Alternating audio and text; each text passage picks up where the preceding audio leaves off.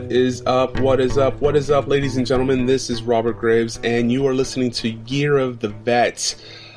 Man, I am so glad that you're tuning in again, or for the first time.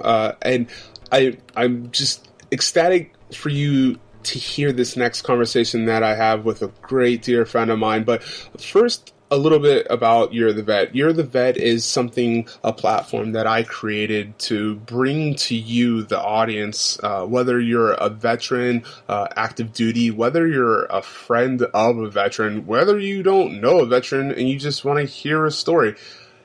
This is a platform that I'm bringing to you people who have walked the road of transition, and as we're going to learn in this next conversation, transition doesn't always have to be a negative thing. In fact, the gentleman I'm going to introduce you to had a very smooth transition, and he kind of talks about the process of having a smooth transition, which is something that a lot of us need to hear while we're in. So if you're listening to this and you know somebody who is serving right now, this is a special podcast for them to listen to, because there are processes that we need to be mindful of and take care of and take advantage of while we're in to become ready to get out. And so how do we get here together? Well, I'm the author of How to Grow a Beard, a military transition guide back into civilian life. I wrote this book after kind of being the belly button of questions of all my veteran friends on how to do stuff and where to look for this information. And over my 6-year transition of how to find myself and redefine sacrifice and learning to swallow my pride in the civilian sector and being humble and learning humility. Learning how to adapt to life after a court-martial, something that I have probably experienced over a lot of people who get out. I wrote a book because people have questions and I had answers, and if I didn't have the answers, I was resourceful enough to go find them. And so that's kind of how I got into this role of a transition coach. And I've started meeting people. I've started shaking hands and hearing other people's stories.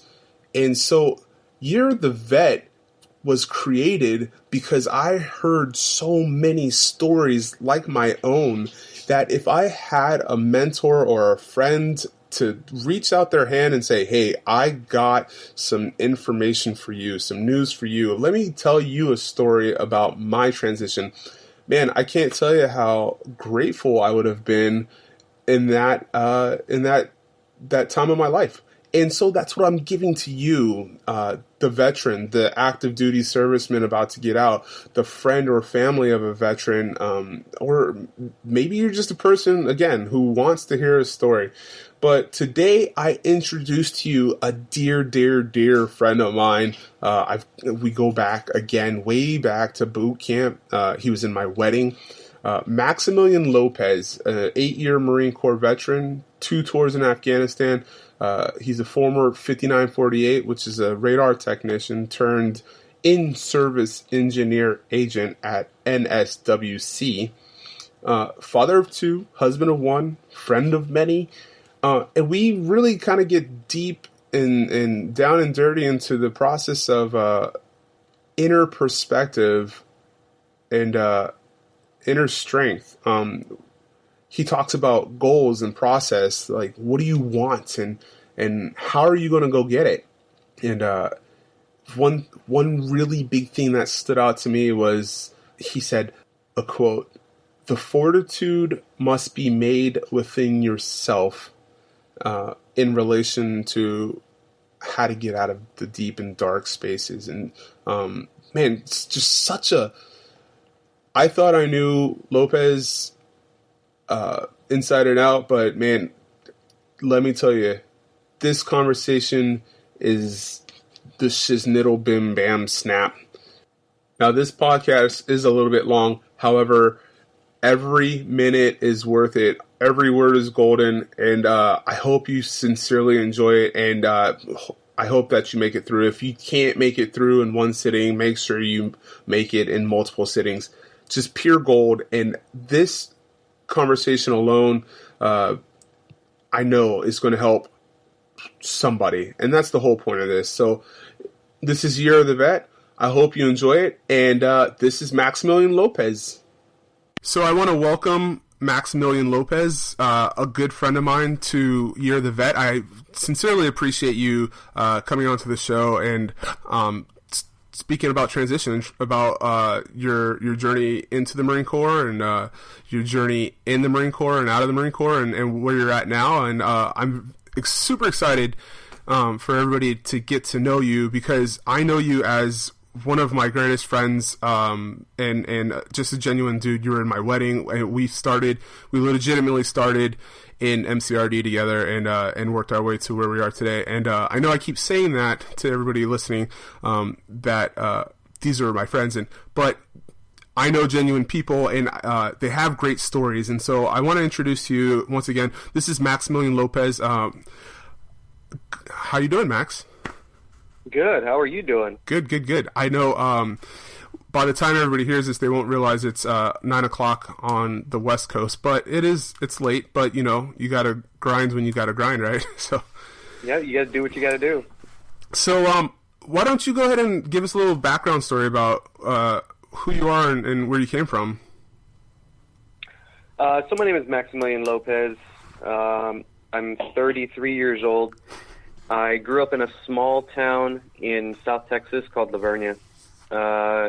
Very small population. I think my high school graduating class was only about 100 people. Interesting enough, I grew up close to a city called San Antonio, Texas. Some of y'all might know that. Never heard of it. It's got about a population of around 2 million people.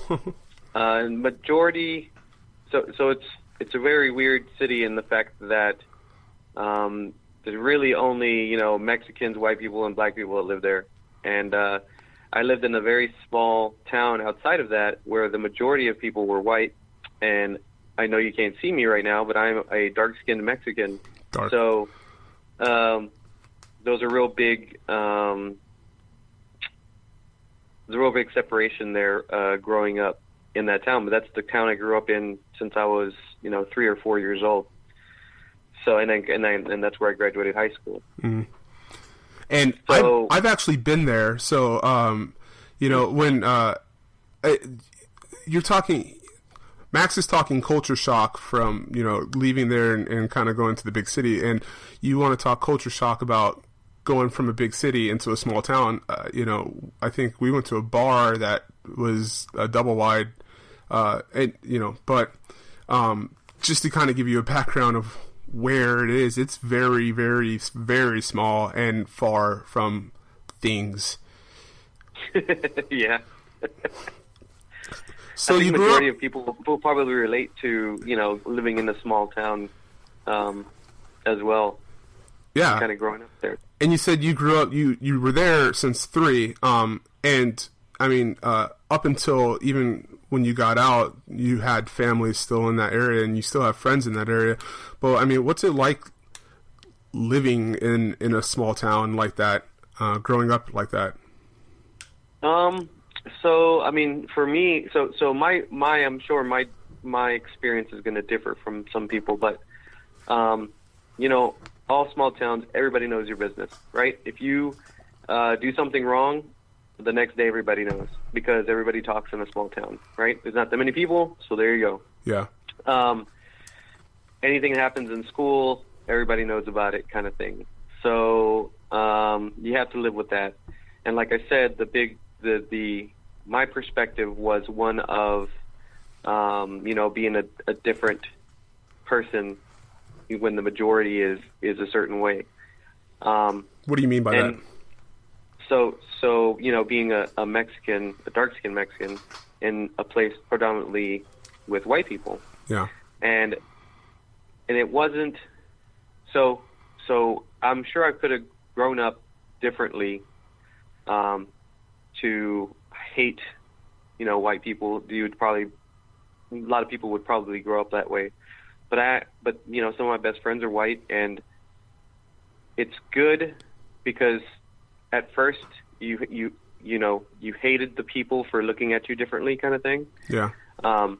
But you know, you're forced to grow with them. If you're stuck in that school or you're stuck in that environment, you could either do one or two things, right? You could shun away from it and you can hate the other people, or you can grow and understand and actually see the light in other people, kind of thing. Yeah. And that's what I did. And so a lot of my friends are white, and you know, I got along with everybody. I wasn't the most popular kid, but I also wasn't, you know, the outcast as I was coming up, you know, into high school and stuff like that. So I had a really good experience being in that environment. Now, that environment also sheltered me from a lot of other things because it wasn't as diverse as, let's just say, where you grew up in the city with all kinds of different races, cliques, and all that stuff. I didn't see everything, right? I only saw maybe one or two sides of things, right? And so when I left there and I went into the Marine Corps, that opened my eyes because I had never been in an environment with people from all kinds of backgrounds in one place. Which is, it's funny because I remember very vividly a story that I like to tell to individuals who don't understand the cultural shock of going to boot camp. We had my senior DI.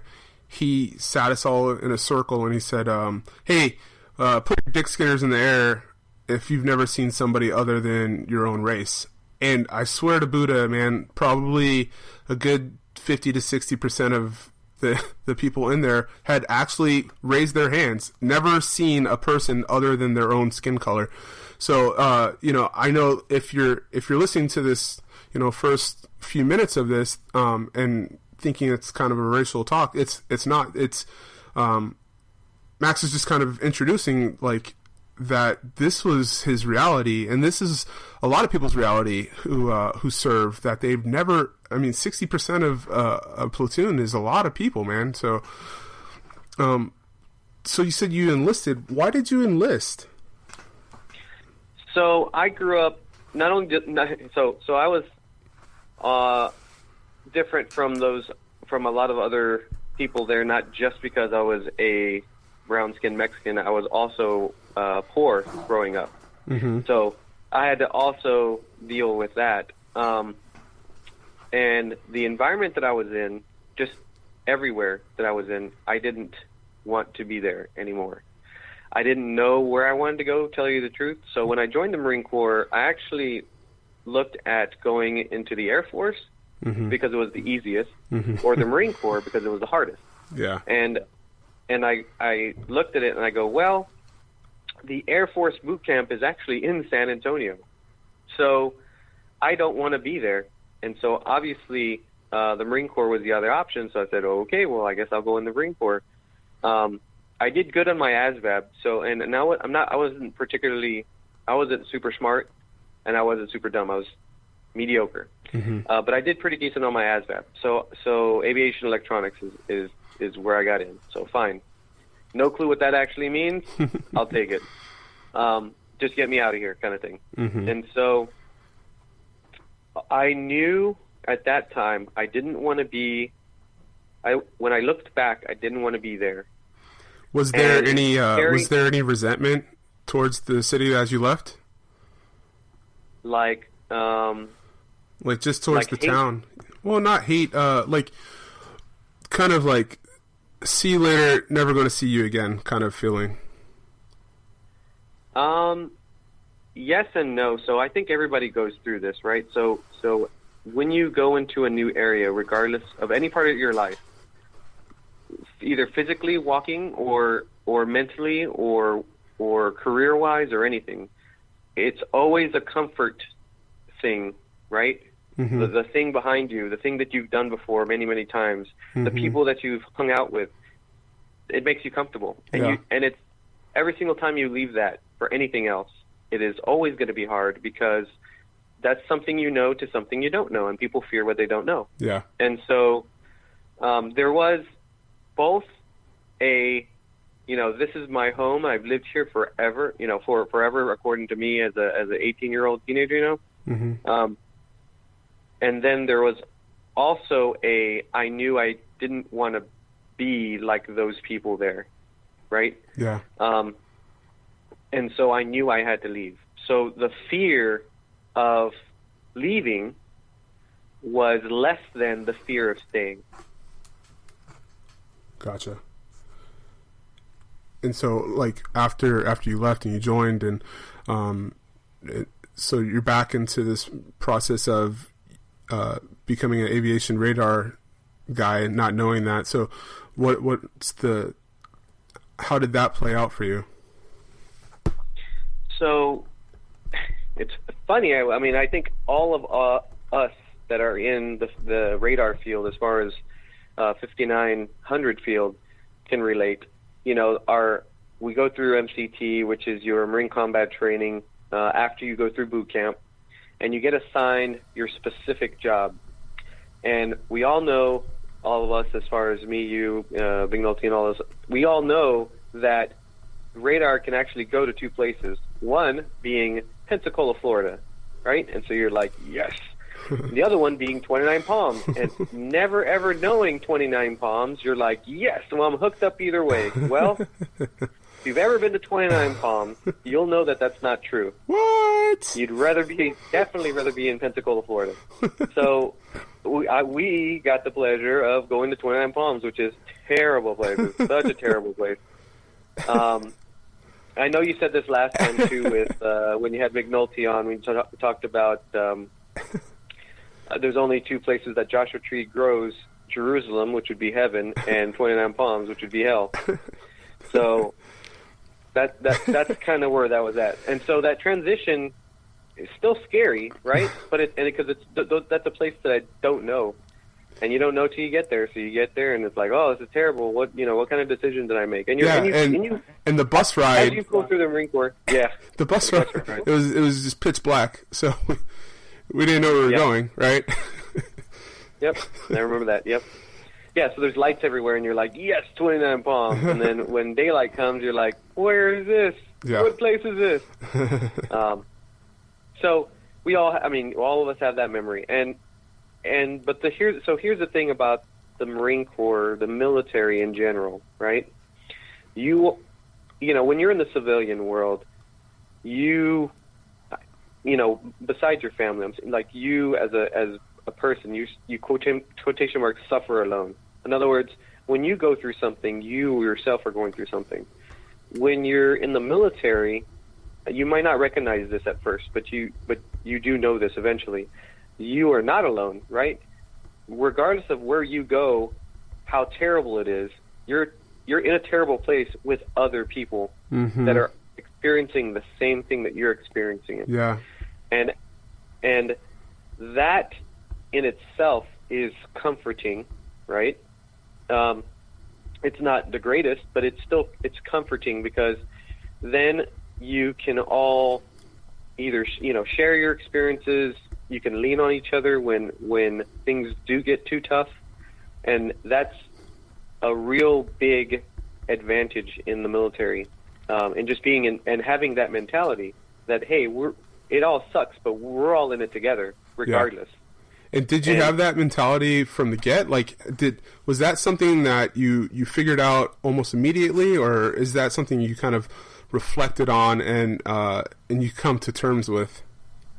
I learned over time, because so at first so let's just take everyone that's listening, all their personal examples can probably relate to this. When something bad happens, the first time, it's a panic, right? You don't know what's going on. You don't know how to handle it. Mm-hmm. So in that moment, you probably don't realize those kinds of things, like, hey, everybody's in this together, kind of thing. Yeah. However, so many bad things happen in a row, like, hey, you got to go to 29 Palms. Hey, you got to go to Afghanistan. Hey, you got to do this. Hey, you got to do, once you start accumulating all of those bad things, it gets to the point where, like, oh, another bad thing. Okay, well, but these guys are with me. So, like, you eventually do get to a point where hopefully in your personal growth, hopefully you do get to a point where the situation doesn't dictate you, right? Yeah. You get to influence the situation by being aware of yourself. That's a self-taught mechanism, and I did learn that eventually, being in the Marine Corps. Was there a mentor, or was it kind of just groupthink? And do you feel that everybody around you felt that way, or did you kind of stand out in that kind of thought pattern? Tell you the truth, I mean, yes and no. So we always say in the Marine Corps, and you know this, you lead by example, right? So you do look to mentors to actually point out those types of things. I mean, you both had the same mentor, Sergeant Washington at the time. Shout out to Wash. Yeah. Squirrel Master, what's up? Gia. So, you know, he, being the good sergeant that he was, he himself never let the bad things affect him. And that example I understood immediately and took after. Mm-hmm. I tried to take after, and I didn't automatically become that person. Yeah. So him being that. Now, you know, and the saying goes, if the general panics, the troop panics, right? Mm-hmm. So it's within that where the person in charge is leading by example. Me and you were both fortunate to have him as that example. So it does depend if you have a mentor. Whether all of us, I don't remember having a conversation like this with any of us, unfortunately. Yeah. While we're in it, and I'm not too sure if everyone shared the same viewpoint that I did, or was coming to the same conclusion at the same time. Put it that way. Yeah. I'm sure now that we are older, you know, we're not in it anymore. We have time to actually reflect on our lives. I believe that now we probably did come to the same conclusion roughly around the same time. We just didn't express it at the time. So that so basically, you know, you jumped into this boys club, and you really you took a hold. I had the pleasure of not only going to boot camp and MOS school, and our first duty station, we were the first unit in Afghanistan to set up base. You know, we have a lot of history, and then we separate, right? And you know, I didn't even think about talking about this at first, but we had a lot of years together, and then we separated, and then and we think nothing of it because that's the culture. And then we came back together in a different duty station, and you know, kind of picked up where we left off. And that kind of ties into something I really wanted to talk about that I really admire about you, and it's loyalty. And you're very, but I guess I don't know what I want to get into. Maybe loyalty, but maybe your trade as well. I'll get to one of them. But you are a loyal person, and I got to see that we created this friendship and a bond in Okinawa throughout Afghanistan, and then you left and we came back, and I got to see that what people establish and when they come back together in the military isn't just surface level. And I didn't really get to know that myself because I grew up everywhere, right? I was born in Alabama and raised everywhere else. And so this was kind of my first introduction to a family. How do you feel about, like, loyalty and the outsiders coming in, or how do you just feel about the family dynamic of the military? So I mean, so loyalty is something that I had as a characteristic before I joined the Marine Corps. Okay. That because So you have to think about my background. I grew up poor and I didn't have anything. Yeah. Right. So, I did have friends, and there's things that you can offer besides money, right? One of those things is loyalty, trust, right? Yeah. Advice, just being there, or doing what you say you're going to do. Those types of things were the only things that I could offer, right? Yeah. I had friends that would buy me meals, that would drive me somewhere, that would do a lot of things for me, and I couldn't do, it hurt me because I couldn't do anything for them specifically. Yeah. And so, hey, you got me. Like, that's what you got. You got me. I'm. that's all I can offer you is myself, man. A short little fat Mexican guy. That's my prize. Mexican. At that time, I was skinny. Yeah. So a short little skinny Mexican. That's all you got. So that inherently became part of my character.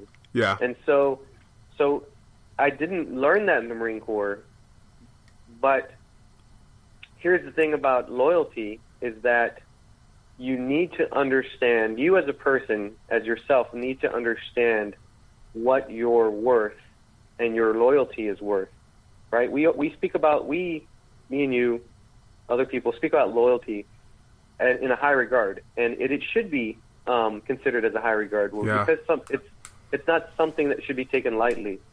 And it also shouldn't be something that you should dole out to people that will take advantage of you or are not appreciative. Yeah. And so the second half, the part that I had to learn, so loyalty was in my character already. The part that I had to learn through the Marine Corps, through life in general, was who was worthy of my loyalty, or who should I be loyal, and who should I expect to also be loyal to me, right? Yeah. And like I said, it's not like, hey, would you kill somebody for me? Like, yeah, I'll kill somebody for you. Like, that's not what I'm talking about. I'm talking about, like, doing what you say. Hey, this is what I'll do today, and then they do it. Like, it's a very simple, basic thing, but so many people in this world don't do that one thing, right? Yeah. Yeah. They, hey, I'll call you back later. Fine.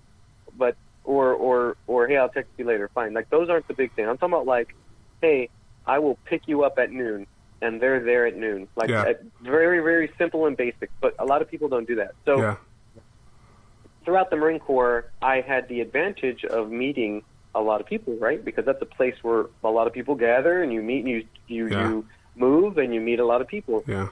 And so if you think about it like I don't want to sound very, only logic-based, but if you think about it like an experiment, you have all of those people as your variable, and you can actually see and listen and learn if those people are loyal or if they command loyalty or whatever, right? And so throughout my Marine Corps career and throughout my life, I've learned, hey, there's some people that you should be loyal to, and there's some people that you shouldn't be loyal to because they'll take advantage.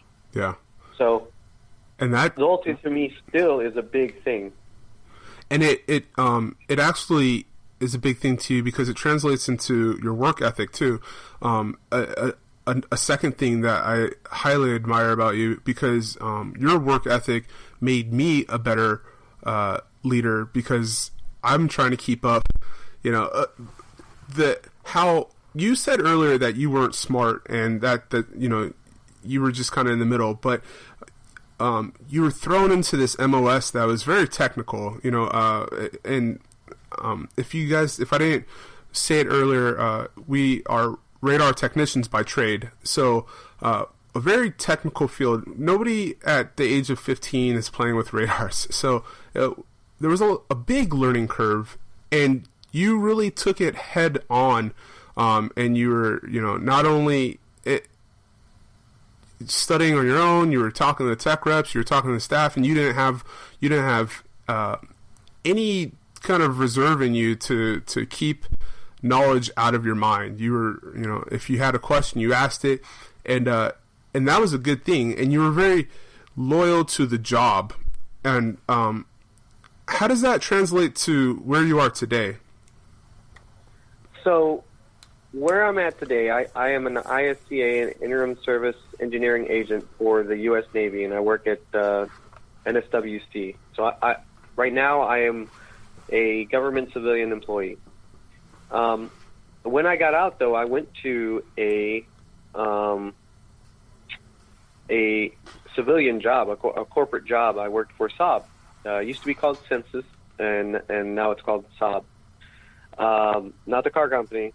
They design radars. So it's different because in a relationship with another person, there is a mutual respect and there's mutual loyalty if that's the relationship that you have. So me and you, Robert, we respect each other and we are loyal to each other. Mm-hmm. It's a mutual relationship. Mm-hmm.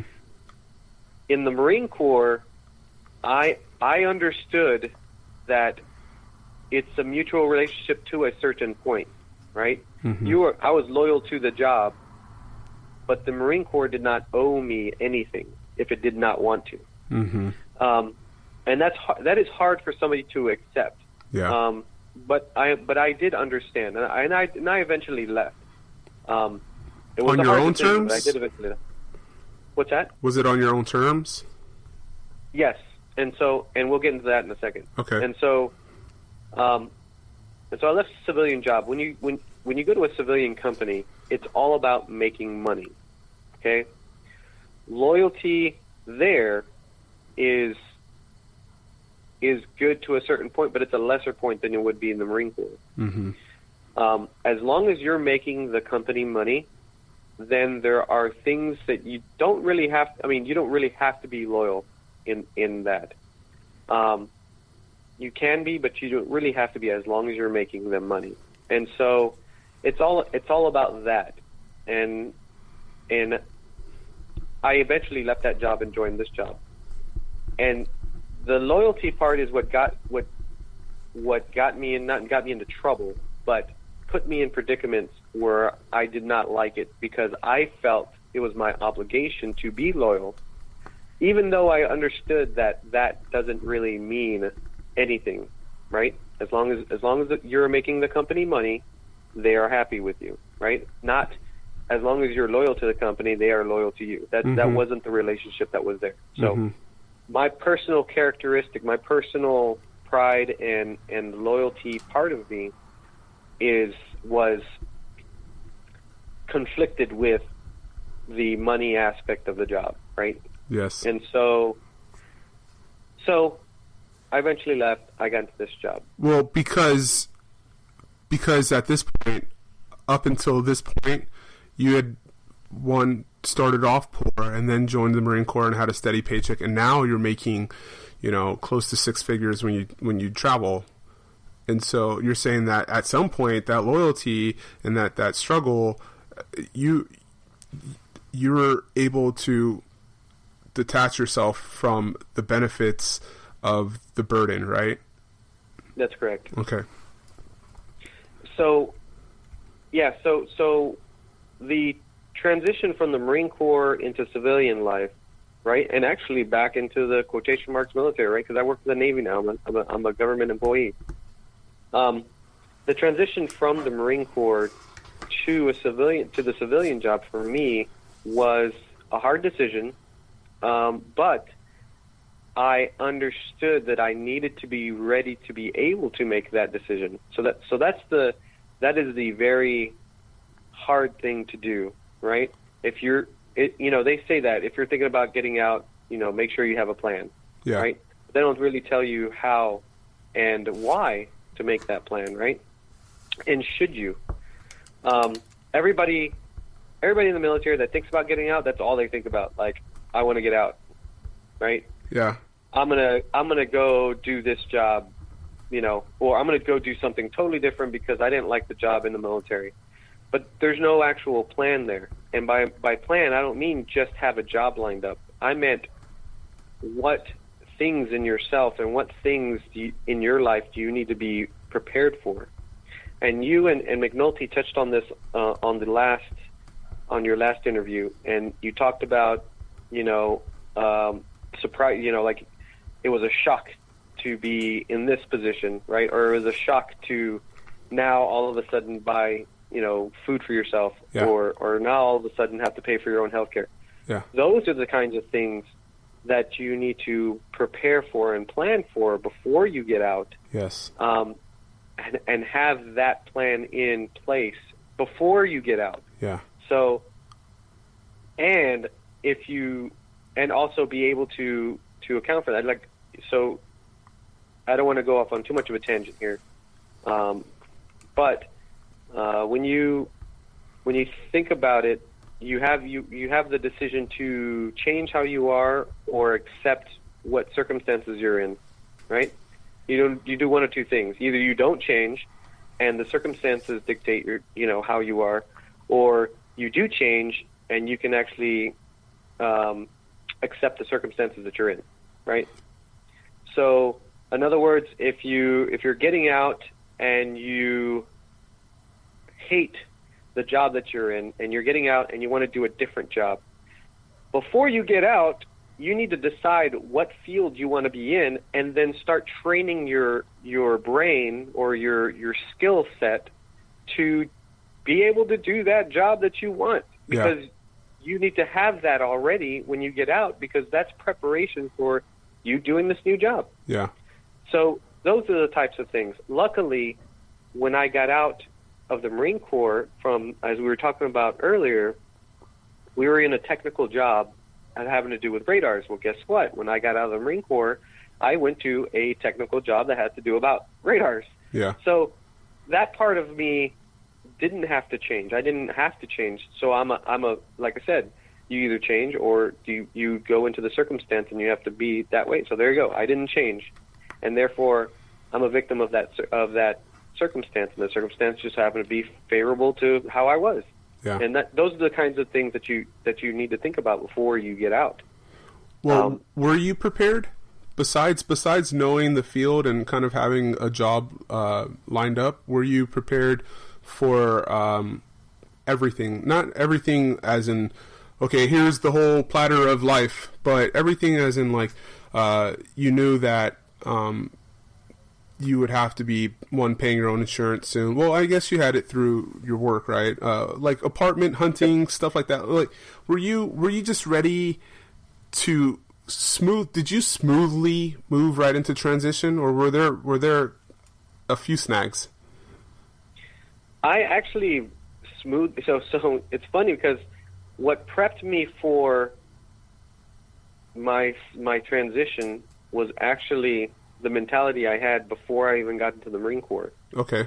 And I'm saying that because when you have to, and for everybody that's listening that's in the military and they're thinking about getting out and they have a family, this does not apply to you, because when you're thinking about your welfare, you also have to think about your family's welfare, and that takes a priority to your welfare. Yeah. Right? That's how it should be, at least. I didn't have a wife. I didn't have a girlfriend. I didn't have a wife. I didn't have kids. I didn't have anything to worry about besides my parents, and I could talk about that later on. But I was helping support them while I was still in the Marine Corps, and that was one of the decisions that made me want to get out and basically make more money so I can help them. Yeah. But so when I got out, my mentality was, I lived the life of somebody that had little, very little, right? So if I needed to, I could live that life again. If I absolutely need, if things hit the fan and I didn't get paid on time, or it took a little longer, or whatever, I knew how to survive without a lot.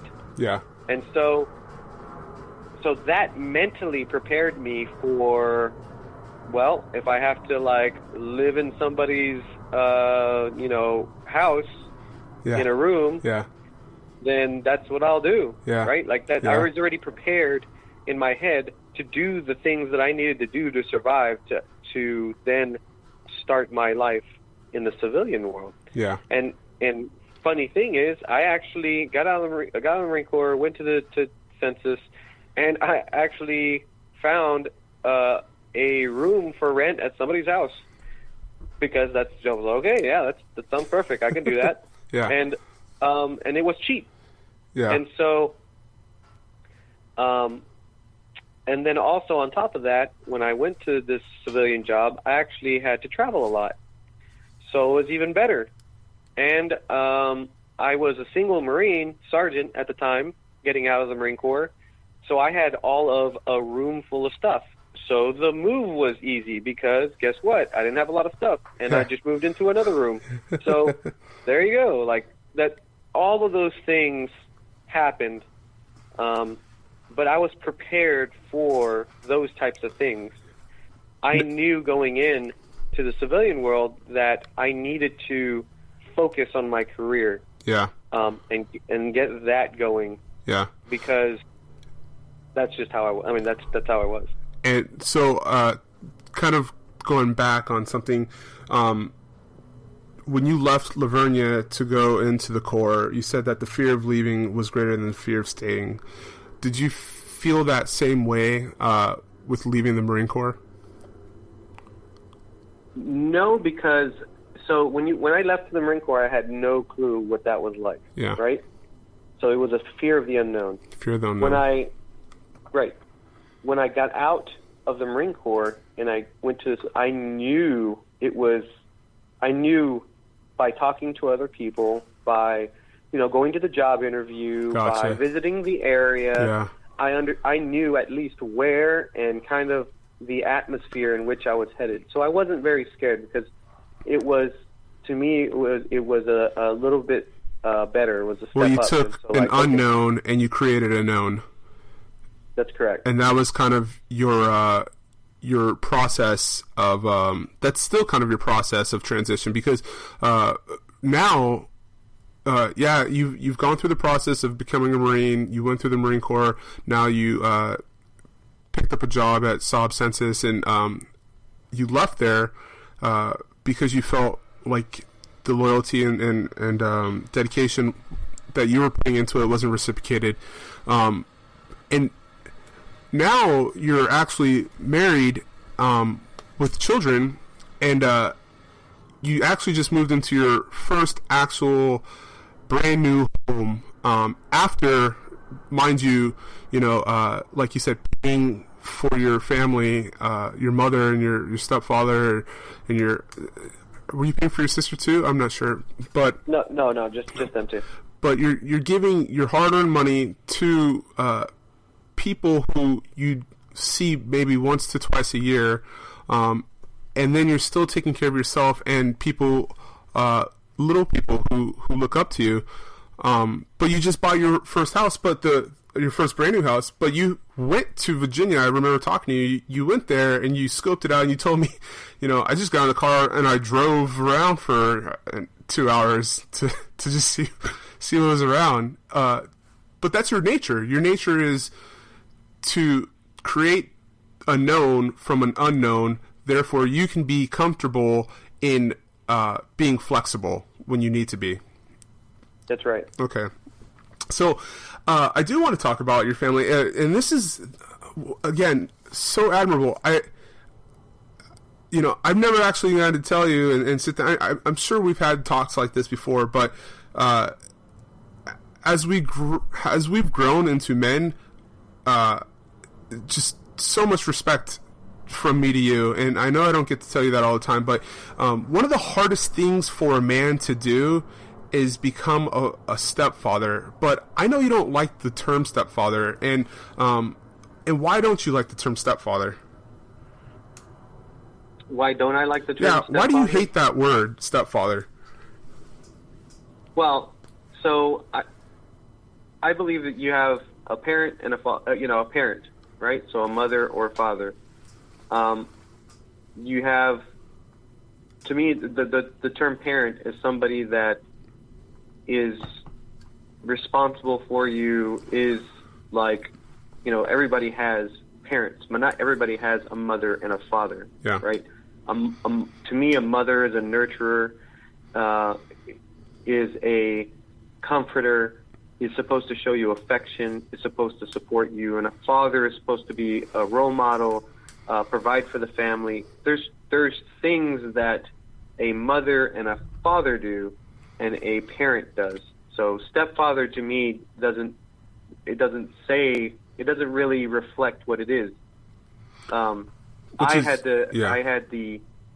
a stepfather as well, but he was more of a father than my actual father. So his role is my father, right? I have two parents, right? Genetically, I have two parents. Correct. But I really have a mother and a father, and those are the people that, those are the people I visit. Those are the people I love, kind of thing. Yeah. So that's how I took on the role. As not really a step. I'm their father. I'm doing the things that, in my opinion, that's my opinion, a father should do. Yeah. Rather than just what a parent does, right? And do you think that a transition into a new family system is easy, harder, just as hard as transitioning a life transition, as something from the military to the civilian side? Well, so in the military, a lot of people rely on you, right? Yeah. When you get out to the civilian world, you rely on yourself, and that's pretty much it, right?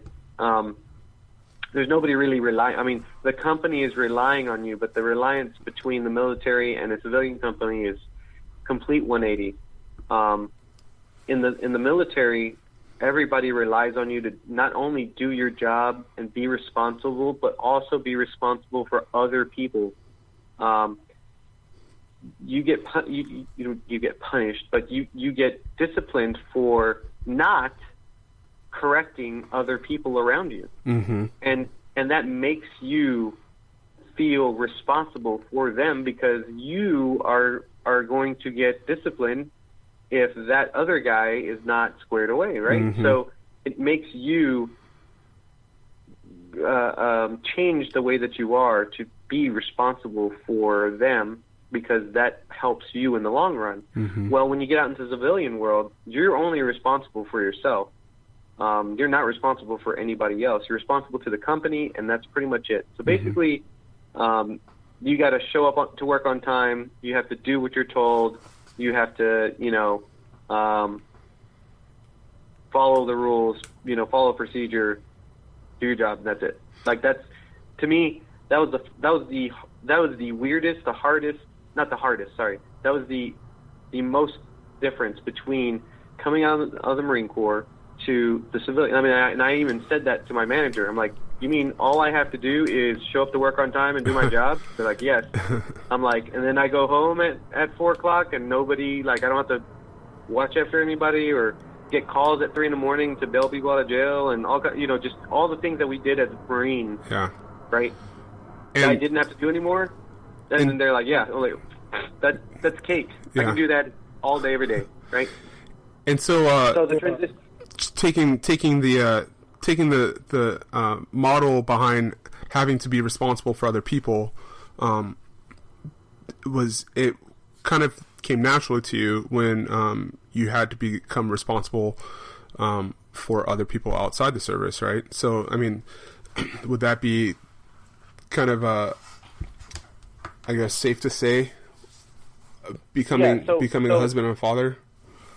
Yeah, so there lies in the thing, right? So I wanted to get my career on track, and that's what I did. I started that. So my, not to get too deep into my personal philosophy, but how I viewed things was I need to get myself just like you would for a job. So you think about it like that. When you talk about relationships, all relationships with friends, with companies, whatever. Just like I said before, you need to have those skills ahead of time before you get into those situations. Gotcha. In order to be truly prepared. Yeah. I had to be my career, for the long term, my career had to be on a track. Yeah. Right. Before I could take on the responsibility of becoming a, boyfriend if I wanted to, or father, or husband, or any of that stuff. Yeah. And so that's how I viewed the whole thing, my whole Marine Corps career, all through civilian world, which is probably why you never saw me in the Marine Corps with like a steady girlfriend. I'm pretty sure you never saw me in the Marine Corps because my view was, I mean, this is going to sound stupid, but my view was I wasn't equipped. I wasn't good enough. Not good enough, but I wasn't ready. I wasn't prepared myself to have that responsibility of having a girlfriend long term. Because what could I provide as far as that's concerned? So when do you know? What is that light bulb moment? Well, so you look at what you want, right? So let me take an example here. If you want a hot model girlfriend, right? Supermodel, right? The logical thing to do is to see what kind of men those women are attracted to, and then your goal is set. I want to become like that guy. If I want hot model girls, I need to be that guy, right? I mean, that's logical step. Real quick, a real funny story. You know Chris. Chris is my best friend, besides Lady. But anyway, when we were, I think maybe I was on boot leave or something. I don't remember. It was young though. I was in my teens, and we would do the same thing. Like, what are these hot girls looking for? And we would look around and we would say, all these guys are ugly. And so for the whole summer, we would just keep continuing to tell each other that we're ugly as hell. like, man, you are ugly as hell. Because that's what we thought. We thought the hot girls want ugly guys. Well, I mean, so if that is what you want, if you want a girl that is loyal, if you want a woman that is able to, whatever you want out of your relationship, not even a woman, but anybody, whatever you want out of those relationships, or a job, you need to look and see, a job specifically, right? So I am looking to do, I want to be in this position. I want to be the freaking CEO of this job. Well, what does that actually mean? What does that entail? Yeah. What are they looking for when they're looking for a CEO? Okay, so they're looking for a guy that does, or a girl that does this, has these skills, has this quality. Mm-hmm. There's your goal. Okay, that's where I need to drive to. So you yourself have to figure out what you want in life. And so that was where I was at. What do I want? I want to be married, and this is the kind of girl I want, and this is what I want to be. Right, there you go. And then you drive yourself to be that type of person, and that's where I was saying I was not ready because I wasn't there yet. Yeah, I knew what kind of person I wanted to be for. I was not there yet. I didn't, I would. That's just me, though. I mean, other people have those, their different way of doing it. And I could have, in the Marine Corps, I could have had girlfriends or whatever, and just been like, it's not working out. Yeah. But that's also not the person that I am. So it was like I had to make a decision within myself. Do I want to be lonely, or do I want to be lonely sometimes and mess up relationships, or do I want to be lonely until I get a good relationship? Yeah. So my decision was made. I'm going to be lonely until I have a good relationship. So I've known you for a long time again, and one thing I can honestly never say is that I've known you to be a quitter, not even once. Would you agree with that statement? And would you? Yeah. Well, yeah, I know. I'm still. I smoke cigarettes, and that's terrible. But I can't quit. So I'm not a quitter. Well, like, okay. Well, touche, I guess. But so where does that come from? Where does that no quit come from? The drive and to not quit, you mean? Yeah. Man, honestly, I don't know. I, like I said, I think it's more fear. Like I know where quitting gets you. Yeah. I've seen it, right? I've been around it. I've seen it. Yeah. And that fear drives me. Sometimes it drives me insane. Yeah. Because well, what do you mean by that? Because I'm constantly learning. I'm constantly driving towards something. Gotcha. I'm always trying to be the responsible one. You know that. Yeah. I'm always trying to look out for everybody else. And that's all well and good. And I'm not patting myself on the back. I'm just saying that I understand this. It's hard for me to do it though, because it's not part of my character. Sometimes you just need to relax. You need other people to take care of you. Yeah. You need other people to worry about, what's going on. You need to chill out. Like I don't drink. Like I hardly drink alcohol or anything like that. I don't, because that's just, I don't know, just how I am. Well, you don't like to lose control now. Yes. Yeah. Right? And so that is not good. That's not the ability to not just let go is also not good. Yeah. Right. So how do you live with that burden? Because talking this specific topic, it's Arlene, my wife, she'll tell you exactly the same thing. And to me, it's a necessity to be on all the time and to be looking for new knowledge and to have the one up, or maybe just to be included, with information. Good information, not like tabloid, who's doing what information, like just something that's going to feed my future. But just like you said, it's a always constantly on thing, and it's almost depressing sometimes because people. I had a conversation with a friend today where he's like, "Man, you're just spread so thin," and I'm like, I don't feel that way, and when I do, I'll know. But to other people, I'm spread thin, and to you, you're not. We're the same in that aspect, and it's a burden, and I don't know how to turn off, and I don't know how to relax, and I don't know how to calm down, and I don't know how to give myself time. And it sounds like you're saying the same thing. And how do you, when it is time, how do you know it's time, and how do you force yourself to take advantage? So how you know it's time is when the drive that you're doing is negatively impacting the people that you care about. Mm-hmm. In one way or the other. Yeah. If you're spending too much time doing something, let's just say for this example, you're spending too much time doing something, maybe it's your job, maybe it's something else, maybe it's just learning, maybe it's reading a book, maybe all these things, right? If you doing that is taking time away from the people that you care about, there's the trigger right there. Yeah.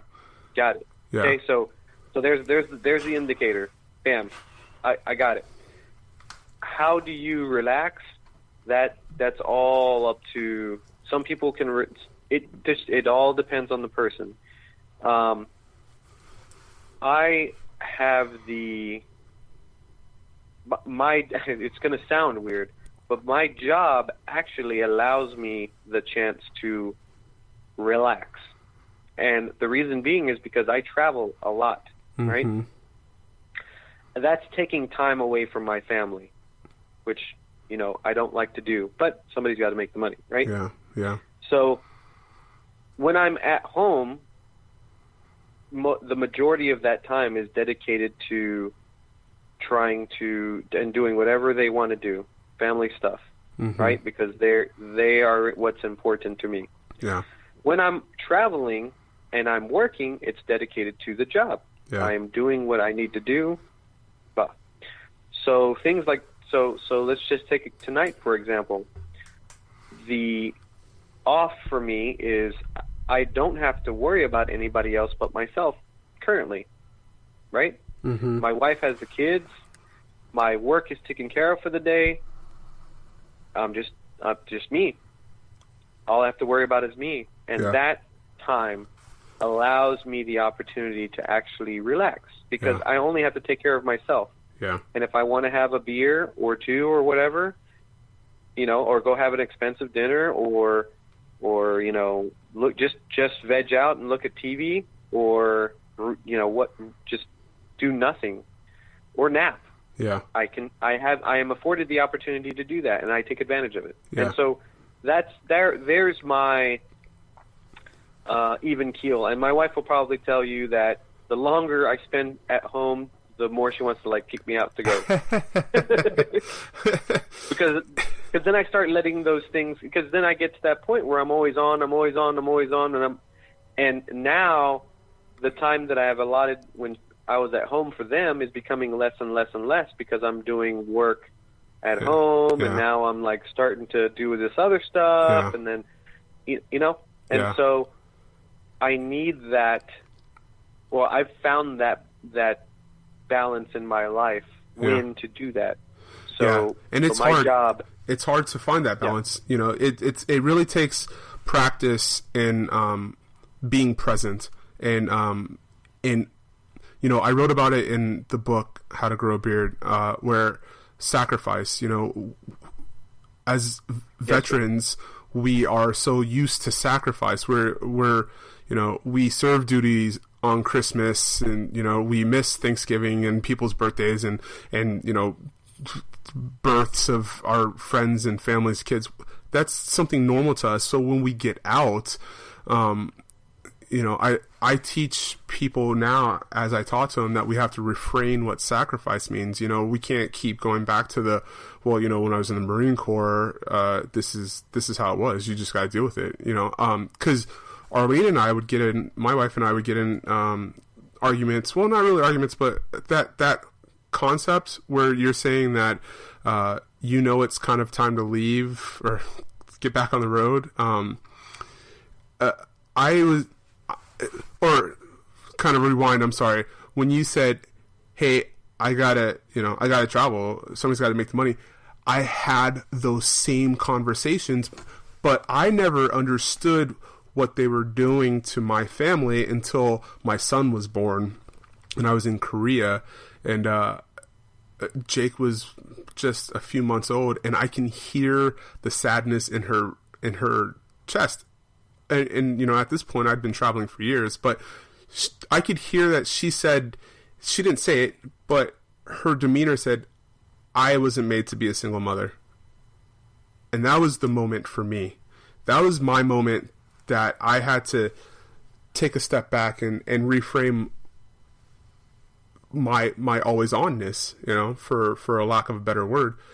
But you're hitting like the big key points on the head, because a lot of veterans I know go through that same process, that same mentality, and it's very hard to become present and understand that your family needs you, your friends need you, you need that time.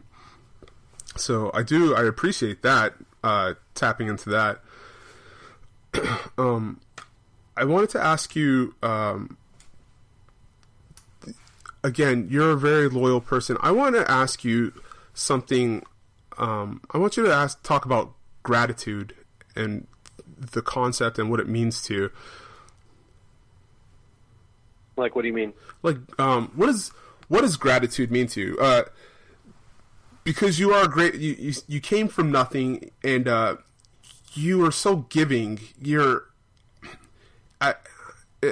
I wish that people listening could understand how, you know, how just outward giving you are,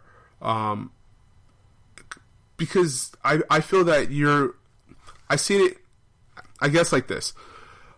I've been talking to people and saying recently that the people who are making it and they're happy what they're doing are grateful for the opportunities that they've been given. And so I know for me, I just signed a book to my grad professor, and I signed it that I don't forget the people who gave me a shot. And so that's kind of my thing. I'm very grateful for people who have given me an opportunity to be in the position I'm in today.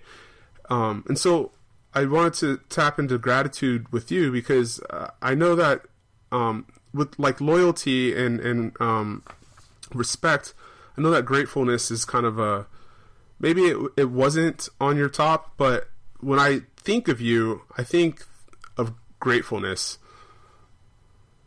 Yeah, so I have a lot of gratitude to the same type of thing where the opportunities were given to me from certain people, or I learned something from somebody, and I'm grateful that helped me grow. It's very hard to be grateful in the moment, okay? And I'm not saying like somebody hands you $5 and you're grateful. I meant to understand what impact a opportunity or a gesture or the way that somebody is. You don't understand that impact until it's fully developed. In other words, you thank the company for the opportunity, the job that got you, but you don't know where you're going to end up. Mm-hmm. So you can't be that grateful up front. Now, 10 years down the road, if you're hating your life and you hate your job, you're probably not grateful for that job anymore, right? Mm-hmm. That opportunity. Mm-hmm. So it's you need to understand that how I view gratitude. And then you, McNulty, are the same way. We pay it forward. There was a lot of people when I grew up, because I grew up poor and I could not give them anything. They gave me, from buying me dinner when I was hungry, or giving me a ride to school because I didn't have one, to helping me out when I needed, all those things. I've told them many times that I'm grateful, but I could not at the moment, nor now, because they're doing good. They don't. If they needed something, then I would give that to them. But the majority of the people that helped me are themselves already well off enough. So what my gratitude towards them is to show that same kindness and that same gesture to other people in the same situation. Yeah. That is my way of showing gratitude. Whoever thinks about, whoever thinks, karma and all that stuff, this would be in that realm where I took something from the universe and that I gave that same thing down the road, and the universe accepted. It made the whole yin yang thing, right? So somebody helped me out with a meal, and 10 years down the road, somebody was hungry, and so I gave them a meal. That was my, gratitude. That is me showing the universe, gratitude for what had helped me out, because those signs, they impacted me down the road. Yeah. And allowed me to be the person that I am. Yeah. Without that, I would have never been that person.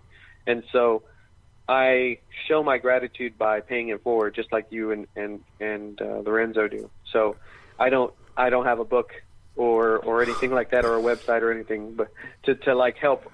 I'm see, and so that is the key difference. Like, you guys want to help people on a grand scale, which is awesome, and I'm proud of y'all for doing that. I'm more am trying to help specific things, so to show my gratitude. Yeah. And nobody will ever know about them, and I myself am 1,000% okay with that. Yeah.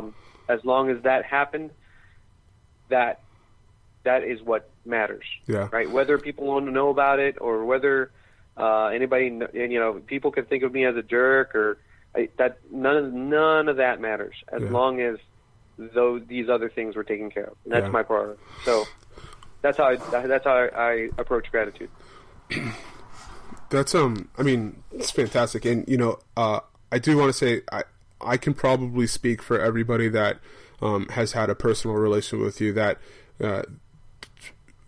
by you being you've helped dozens and hundreds of other people, because by you being you, we are able to be us. And that's why, again, like, I don't really think the dynamic of we've never got all touchy-feely like this, but because, like I said, with Bainbridge, all our friends that we've ever come across that you still keep in contact with, you probably can't even count. I mean, you probably can, but I mean, you've been to more weddings of Marines that we've known than any Marine I've ever, encountered. But, so back on transition, and kind of a wrapping transition up. When you said at some point that you got to a point that you're in this group think and you're all thinking at some point, hey, another bad thing. But now that you're out and, before your wife, before your kids, or even now, as an employee, a father, whoever, as Maximilian Lopez now, how do you reframe your mindset when the times are tough? That's very simple. And the fact that they weren't as tough as what I have been through before. Okay. So hypothetically, they almost never will be. Okay. So that's good to know. So, I mean, you base what you're going through at this moment in your life on an anchor, and I talked about this with McNulty again, not to keep going back to that conversation, but an anchor. You've anchored a place in your life where you're like, never again. And so when times are tough, you kind of delve back into that time, I guess, or that feeling.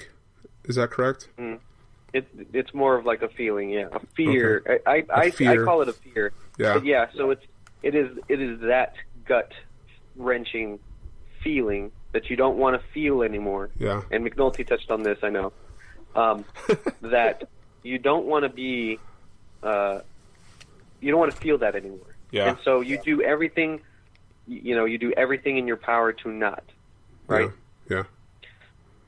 But at the same time, that feeling, to me, is understood. In other words, if I feel that again, I don't panic, because I've been there before and I've gotten out of it before. Therefore, I can get out of it again, or I don't. Yeah. There's only two ways that it's going to go, right? Either I'm in that position, or not. Yeah. So, yeah, right. So I mean, think about it logically. Yeah. As I think about most anything, right? I mean, that's stupid to break things down that simplistically, but it actually is that simple. We live in a binary existence where it's either this or that. Right? Yeah. So I'm either in this situation or I'm not. The point that you're trying to drive to, I think, is, how long do you want to stay in that situation? Well, that's a different story. Yeah. Well, and that's totally up to you. How long do you? So here's the process. It's you're bringing that up, and I talk about this probably once a day with people. How long do you want to be feeling shitty? How long do you want to sit in this? Go ahead and sit in it. Let it sit. You're going to feel it. Be upset. Be mad. Scream, holler, do whatever. But give yourself a time limit. Whether it's 10 seconds or 10 minutes. But after that 10 minutes, whatever that time limit is, it's gone. It's done. It's time to move forward. Right. And for me, it's never. I never want to be in that again, right? And so it's not. So the option is not, regardless of how hard it is, right? How hard the alternative is better than that to me, right? In my personal experience, and so all of my whole life has revolved around that feeling, the fear, or whatever you want to call it, to never be in that position ever again. Yeah. Now, granted, so the question then arises: do you regret being ever in that position? And the answer is no, because if I didn't, then I wouldn't be able to anchor myself that way. Then it wouldn't be in my, because I wouldn't know what that felt like. Yeah. Right? I wouldn't be the person that I am if I didn't go through the experiences that I did. Period. Yeah. Right? Yeah. Can't be where I be if you haven't been where I've been. Kind of thing, right? What would you say helps you stand out from your peers? I would say my drive to learn, for sure. A lot of people in general stop learning, right? Okay. By either it's too much work, or they convince themselves that they don't need to, or they think they already know everything, which is impossible. Wait, it's not impossible to know everything. You're telling me that I don't know everything? Yeah. So that, I think, makes me stand out. And let me give you a brief, if we have time. Do we have time? Oh, we've got all the time. It's a podcast. So I'm going to enlighten some of the people, hopefully, that are listening real quick. Okay. I might enlighten you too, because I don't think I've ever told you this. So while I was growing up, ever since I was a young kid, I've always, and I think everybody has been through this, but they might not have seen this perspective or shared this perspective. I wanted to find out what I was good at. As I'm sure everybody's probably gone through that, right? I did a gambit of things as I was growing up. I was in track, I was in cross country, I was in accounting, I was in theater, I was in band, I was in, so I grew up trying to find myself, if you want to put it that way. It was infuriating because I was never good at anything. Okay? I was never good. I was never, put it this way, sorry, not never good, sorry, that's a bad word. I was never the best. Okay. I was always average, slightly above average. Everything. Football, basketball, track, physically, mentally, strategically, fashion. I mean, you run the gambit. Everything, right? Mediocre. And it was more infuriating because my siblings were actually very, very good at certain things. I had a brother that was a track star. Fast. I had another brother that was a football star, kind of all-American type of thing. I had another brother that was super, and he still is, he still is super talented at drawing. I mean, he's great artist. A sister that was that's a people person that's super popular growing up. And so, that was them. That was all themselves, right? And so I was the baby growing up and being like, hey, maybe I can be a track star like my big brother. Nope. Hey, maybe I can be a football star like my big brother. Nope. And so it became frustrating. And it was the same thing in the Marine Corps where there's many people around me that I wanted to emulate, but because I was just adequate at things. You know, McNulty, super popular guy. Everybody liked him. You know, all the girls liked him, kind of thing. That's not true, Michelle. That's not true. No, I'm not saying he did anything. I'm just saying they liked him. You know, he was good at he's probably still good at basketball. He's good at basketball. You know, he was fast. You know, so we had people that were, you know, super strong. We were super fast. We had charismatic people. We had you know, so even in the Marine Corps, I had people that I was chasing. I was like, hey, let me try to be like that. Yeah. And then, you know, I was adequate. I was never super fast. I was like moderately fast. I'm like, okay, fine. I was never, you know, I'm not handsome or anything like that. So I'm not like, you know, lady killer or anything. I'm not, you know, super sociable or whatever. You know, it was almost like my existence was to be average. And as I was coming into the last tour of the Marine Corps, I actually started thinking, this thought process was on our second trip to Afghanistan is when I started thinking like this, and then like I started developing it. So I was thinking to myself, man, I've tried a lot of things and I have been mediocre at them. Mm-hmm. And then it hit me. I'm actually good at anything I put my mind to. Mm-hmm. I'm average, in fact, at everything. And that within itself is a skill. Yeah. And I decided to put that to the test. So let's think of a thing. Computers. Never had a computer in my life. I grew up poor. Yeah. Guess what? Bought a computer, taught myself how to do Linux commands and put computers together. Could I design a computer? No. Right? I'm not the best. But I was adequate. Yeah. Okay, next thing. Let me learn a language. I'll learn, you know, Japanese. Mm-hmm. Was I the best? No. I was adequate. Let me learn, you know, so I just decided to learn different things. And it just manifested into now understanding that that's an actual skill. Yeah.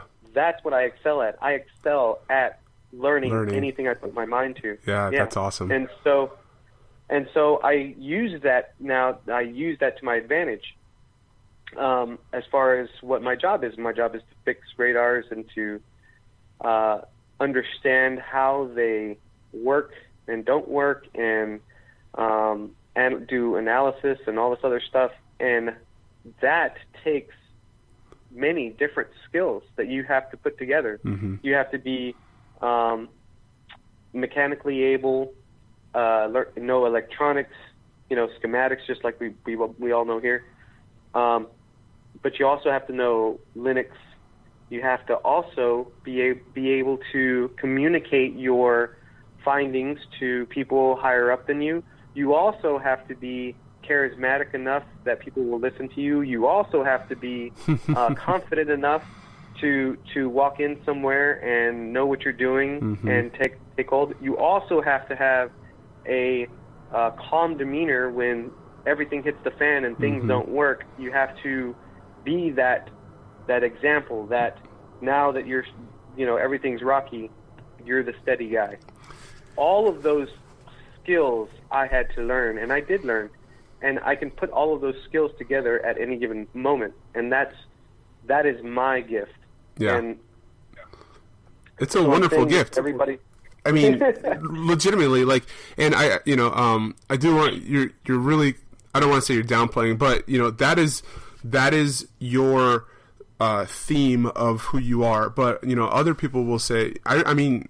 I remember you being at the front of the pack during the runs, and you know you were a 300 PFTer for a while. You know, it's like so you do still put your all into being the best, and it's to understand that you see yourself as average still, even though you are fully above average to the layman.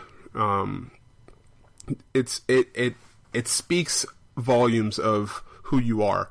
And so, it's funny because now I want to know, like, what do you see is the difference between a civilian and a veteran? Because a lot of that is just you.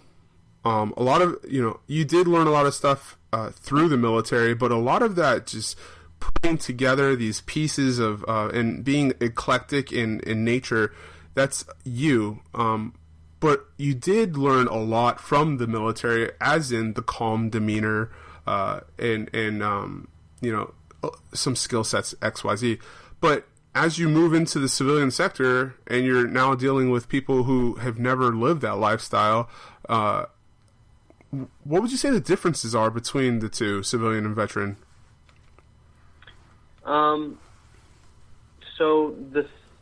So I would say it would be that they don't know what structure is. I guess it would be the better way to describe it. They, and y'all touched on this before, and I've heard you say this before, where you came from a structured environment and you went to an unstructured environment, right? Correct. And so in the civilian world, there's people much smarter than me. There's people much better than me as far as that's concerned, and they excel in those environments, right? But then you also have people that aren't, and they go, they go nowhere. In the military, though, when you're that person, right? You're the last. You're the the guy that does the minimal effort. You get in trouble, right? They try to push you to not be that way. In the civilian world, you can be that way, and people will let you drown. Yeah. And I don't like that, right? On the opposite side, to kind of sound like a hypocrite here, the civilian world also rewards you for not being like that. So I do like that, right? Mm-hmm. Because I am one of those people that want to excel. And so it's like the military has a very low ceiling and a very high floor, okay? And the civilian world, you have a very low floor and a very high ceiling. And that's all up to you. Yeah.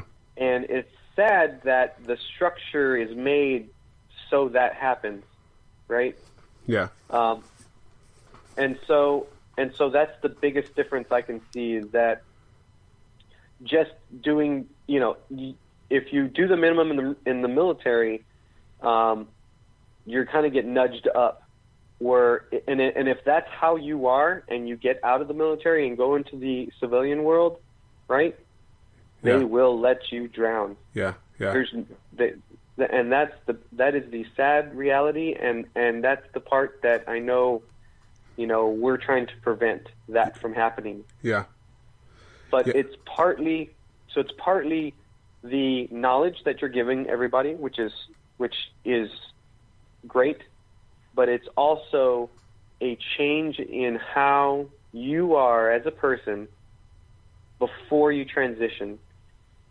Think about it as the drowning thing. We'll just put on some floaties, at least, at the very least. That way, when you get into the civilian world, at least if you're doing that, you're not going to drown. And if you take anything away from this whole podcast, it's to change what's inside of you before you have to get into those situations. Yeah. And hopefully those changes make you excel in the civilian world, and not just career-wise. Excel in your relationships, in your demeanor, in your attitude, in all the things that allow you to excel or allow you to drown. Those things need to be changed before you get out. Yeah. And it's funny because, I was thinking about the next question before I even asked that question, which would have been, what's the most important advice or information you got before you got out? If anybody's listening that's active duty right now, I'm going to tell you right now, that is the most important advice you'll ever get before you transition. But what was the most important information or advice that you received before your own transition? Well, the advice that I got was, before you get out, have a plan. That's it. Yeah. And we've gone over that. That wasn't a lot. Yeah.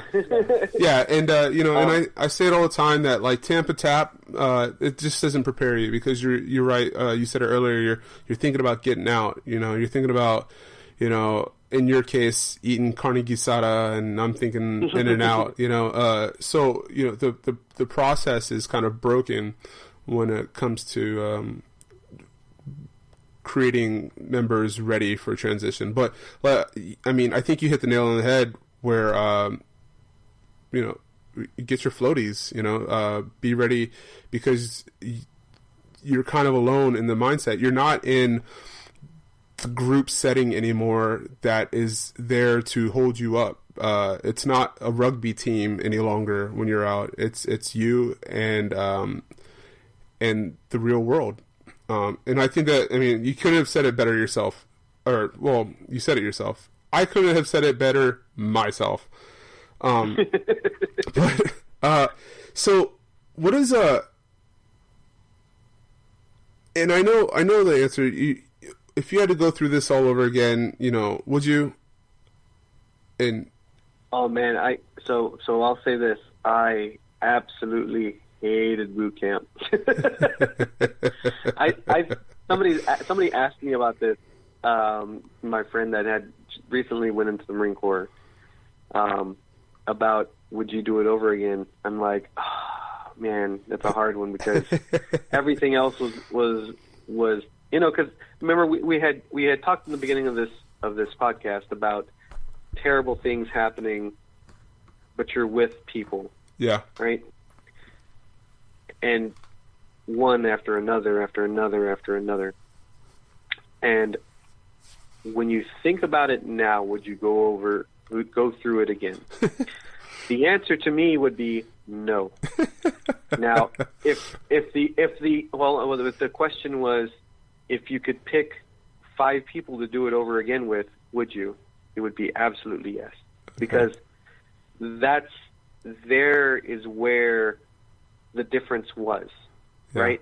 You're talking about, would you face this horrible thing alone? The answer should always be no.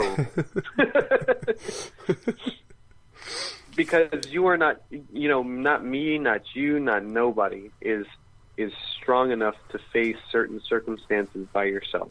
Yeah. Okay, overwhelming circumstances.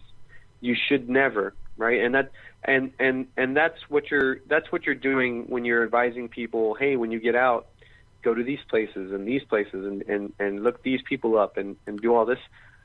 And it's because of that, because you're trying to tell them you don't have to go through these things alone. There's other people that help you with it. And so that's the whole point. So, would I go through no, not by myself. Yeah. I'm gonna drag you guys down with me if I have to do that. Hey, I'll be right there with you. So, and so, I guess that kind of leads into one of the last questions, the last 2 questions, is that, what would you tell a vet, and what do you have to tell the vets right now who are already struggling to find themselves, who are already, in that they just so happen to tune in to this, and they're, 2 bottles deep and just depressed. What do you have to say to those individuals right now who are lost and they need guidance?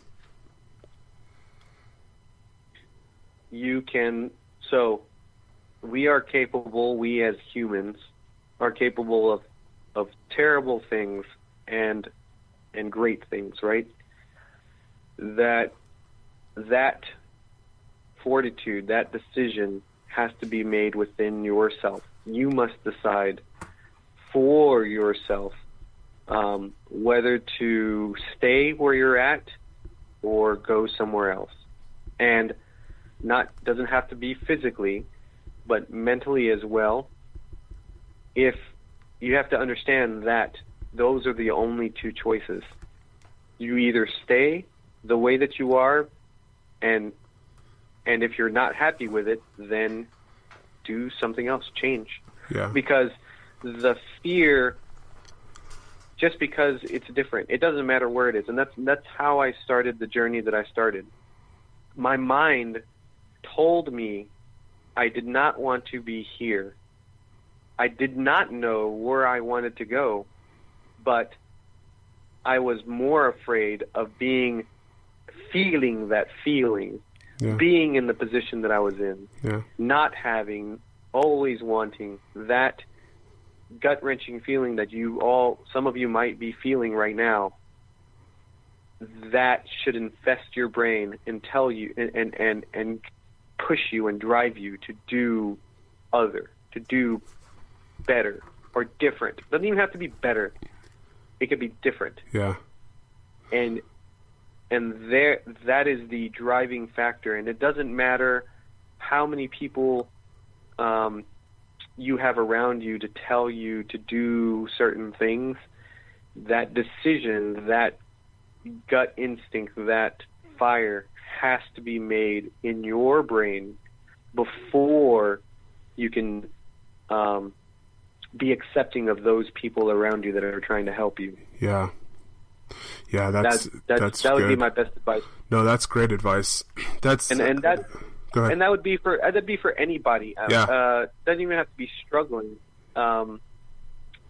If you want, this is more in Lorenzo's realm when he's talking about goal achieving and stuff like that, where mentally you must make your decision in your head where you want to go, kind of thing. Yeah. But I've always I've been in the mindset, like I said before, that if you don't want to be where you're at, then don't. And if it's worse wherever you go, then don't be there. Like, and I know it sounds simple. No, I was just about to say that if you're listening and that does not make sense to you, it's almost literal. Right. Max is saying, like, if you're in, you might have a friend who does this. If they don't feel like being at that party and it's uncomfortable or they have a bad feeling, they will leave. And that's what you have to do. If you are in a situation, a job, a marriage, and look, by all means, let's go back on the marriage. Like, obviously, try to work things out at work. See if there's a way to better the situation. But if things are so bad and so negative and they are pushing you into a place of darkness, leave. And that's what he's saying. It's almost legitimately that simple. Sometimes it's not. And obviously, there's situations that it's not that easy, and you can't just walk away. But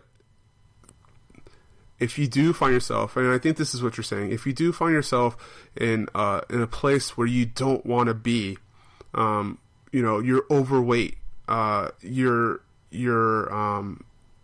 feeling empty from, religious aspects, or maybe you have a shitty boss. You can fix that situation by just asking yourself if you're worth the move. Can I get away from this? Will I survive if I walk away from this? And usually the answer is absolutely, almost 100% of the time. I mean, I'll go a step further and say, even if you don't have an answer. So usually what keeps us in situations is the fear of something else. In other words, usually people stay in bad relationships because of the fear of being alone. Yeah. So what I'm saying is that decision has to be made inside of you, that the fear of the unknown or of the not, that's it. It's just, do you want to be here? Yes or no? Yeah. If the answer is no, then that is what you need to decide and then pursue that. Because everybody that's been in a bad relationship, or anybody that's been in a bad job, or anybody that's been, down and out on their luck or whatever, will probably testify and say, yeah, I got out of that situation. So, I mean, almost, that's the best almost advice verbatim. I could say. Yeah. Every time you hear it, it's almost verbatim. And I suggest to do that beforehand. You're getting out of the military, but if you're out of the military, then you have to make that decision to say, hey, look, I'm drowning, and I need to get some floaties or get out. I need to go somewhere else. I need to swim, right? If you're in a pool and you don't try to swim, you're going to drown. So got to do something. Even if swimming takes work, which it does, you still have to do it because you're worth more than that. Yeah. And that's the important part. But that's also, I mean, that's also a characteristic thing that nobody's going to be able to teach you how to do that. Well, by nature, you're kind of going on the swimming thing. By nature, your body does not want to drown. Your body, your mind, your soul does not want to fail. It does not, the life, that Jiminy Cricket, that what you feel is emptiness, there's something inside emptiness. When I'm obviously, well, not obviously, but hypnotherapist by trade. And when I work with people and they say, I don't feel anything. And then you start asking that question, well, what does nothing feel like? People usually can come up with an answer. So, your body wants to survive. Your mind wants to survive. Your heart wants to survive. So, when you do feel that pressure, that downness, don't think that you can give up on yourself, because you don't. Your body does not want to give up on yourself. And that's just a situational thing. It's not even body. It's life. Life doesn't want to give up on you. You don't have to give up on it. So, but right, and then you can apply that to any, so like I left and I did something, and it wasn't it's not like I went from being poor to becoming a rock star. I went from being poor to being in the military. So it's like, and not getting paid a lot and having to deploy, so it wasn't like the step ups, were just, shot to the moon. Yeah. But I was somewhere. Yeah. And then I got somewhere else. And then I got somewhere else. Baby steps. And so like, you just have to do the steps to get to the wherever you got to go. Yeah, that first step. And the last thing I want to there's one more thing I want to talk about real quick, if you don't mind. It's opportunities. So, I'm going to say this, and then I don't know how it's going to sound, but America is the greatest country in the world. And I believe that wholeheartedly. Hoorah. And the reason being is because, and some people might not agree because whatever, but my basis by that is that America is the land of opportunities. When people hear that, when a lot of people hear that, what they automatically think is that everyone has opportunities thrown at them. And that's not the case. The reason that they say America is the land of opportunities is the opportunities are there for those that put in the work to deserve the opportunity. It's not shut. The door's not shut if you meet the requirements to open the door. Mm-hmm. So even though I grew up, poor and not smart and stuff, I knew that there was opportunities. Sometimes you as an individual will be deserving of an opportunity but won't get it. Mm-hmm. Therefore, you have to create your own opportunity. Mm-hmm. Those are the things that I had to do. So when I got out of the Marine Corps, those are the things that I was talking about preparing for. Mm-hmm. There were opportunities to do other things, but I selected the opportunity that would benefit me more And more importantly, I trained myself beforehand to have the qualifications. Remember I was talking about before, if you want that job, if you want that hot girl, you have to see what they like. Mm-hmm. That's what I'm talking about by deserving the opportunity. Just because you look like those guys that the hot girls go after doesn't automatically mean you're going to have a hot girlfriend, mm-hmm. or a hot model girlfriend. You still have to put in the work to acquire those types of things. Just because you deserve that job doesn't mean that you are going to get it. Mm-hmm. Right? Yeah. It just means that you are able to accept that the opportunity should it arise. Yeah. And that's what I've done my whole life. Was I want to be that guy that's prepared for an opportunity should it come. Yeah. If it doesn't come, right? Because opportunities don't just fall in people's laps. Yeah. That's life. If Preach it doesn't on come, then yeah. If it does not come to you, even if you think you deserve it, you have a choice. You can go create those opportunities for yourself. Yeah.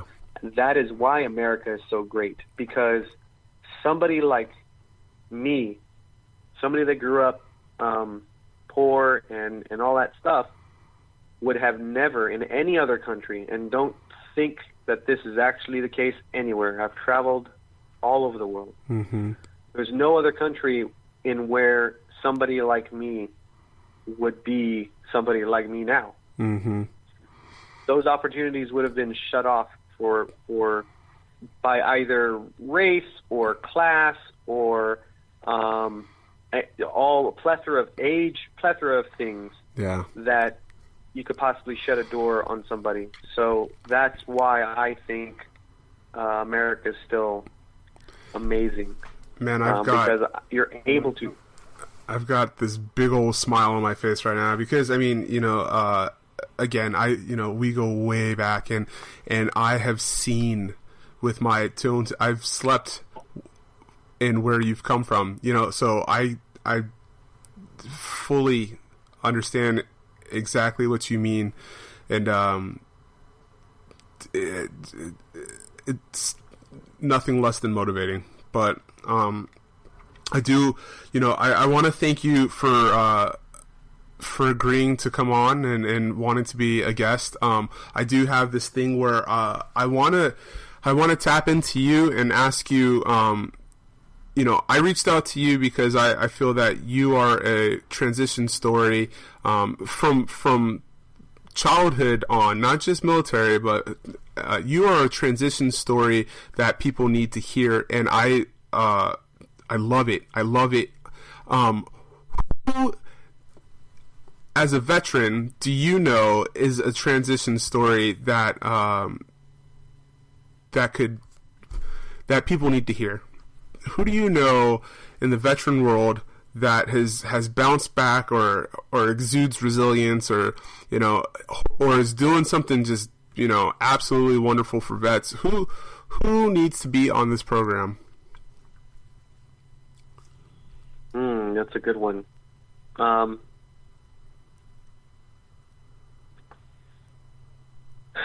mean, so I believe I would go with somebody who has been in the military for so here's the thing. It's not too terribly hard to transition when you're young, because when you're young, you get out, and even if you have a couple of years of setbacks, you're young enough to recoup that. Yeah. Right? Yeah. As long as you learn and you grow and you understand and you make your mistakes and then you learn from them. Yeah. And you can still get there, is what I'm saying. Yeah. I think it would actually be very interesting to hear from somebody who has been in the military for 20 years and then gets out and then transitions to the civilian world, because at that time you have no room to mess up, and you're your body, your mind, your attitude, everything's attuned to one way, and then you transition to now this other way. To me, I think that is a good person to actually share with. And then do you have somebody in mind? Specific person. What's that? Do you have somebody in mind? Well, so Mastigun Stevens just retired. Yeah, so I'll give him a few months. Give him a few months and ask him about his transition. Somebody like that we know. When Mastigun's Washington gets out, he'd be great. There's people that have been in and influenced so many people. And then now, and so remember I talked about earlier where you were responsible for everything under the sun, and then you go into the civilian world and you're responsible for the one person. Yeah. That to me is going to hit those people the hardest, because you have somebody that's so influential positively to all of his Marines or just all of his troops.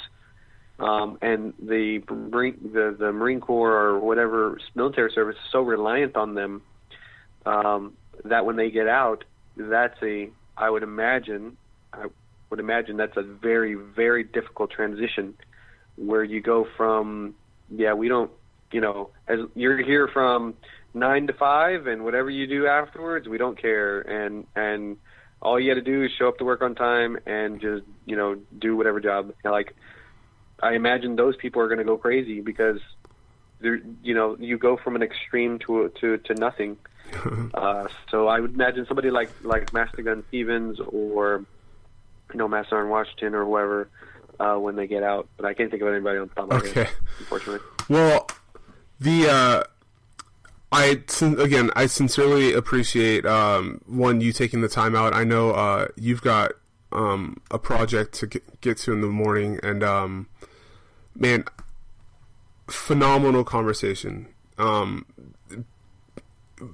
Anytime, man. Beyond what I knew it was going to be good, but this tops anything I had even closely related to expecting. So I want everybody to really kind of embrace this conversation. If you have to listen to it again and again and again, I might actually have to piece it out into 2 parts. But I want to thank you for coming on. I want to thank everybody for listening. And if you stuck with us for the last hour and almost 2 hours, I hope that you heard something that really kind of touched what you were looking for. And so, again, this is Year of the Vet. This is a platform for veterans to come and kind of just spit some knowledge for other guys to listen to and pick apart for their lives, so they can progress and they can move forward and they can pay it forward. And again, Max, thank you so much for coming on. And this is Year of the Vet.